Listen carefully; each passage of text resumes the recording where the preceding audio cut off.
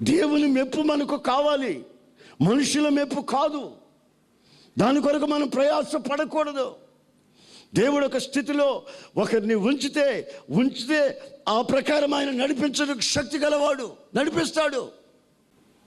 6వ క్లాసు 2 సార్లు ఫెయిల్ అయ్యానండి. ప్రపంచం మొత్తం తిరిగి రాలేదు నేను. మరి ఆయన తిప్పాలని కూడా తిప్పుతాడు. మరి ఇప్పుడు నేను గుట్టుగా ఉద్యోగం చేసుకోరా బాబు అంటే, ఆ ద్వారా వచ్చినప్పుడు ఆ అడ్రస్ తీసుకోవటం, ఈ ద్వారా వచ్చినప్పుడు ఈ అడ్రస్ తీసుకోవటం అని, మీ దేశానికి వస్తాను, నేను డైరెక్టర్ని అయిపోతాను, సూపర్వైజర్ని అయిపోతాను, ఈ సేవలో డబ్బు వస్తుంది ఎక్కువ, ఇది దీంట్లో తక్కువ వస్తుందని చెప్పి ఈ దరిద్ర ప్లాన్లో ఉన్నాడు ఒకడు. నన్ను అడుగుతాడు, నువ్వు ప్రపంచం తిరిగావు కదండి అతను గారు, నన్ను కూడా కొంచెం పుష్ చేయకపోయావా అని. నేను పుష్ చేస్తే పాత్రలో పడతావు, యేసయ్య పుష్ చేస్తే నువ్వు పరలోకంలో పడతావు. ఆమేన్.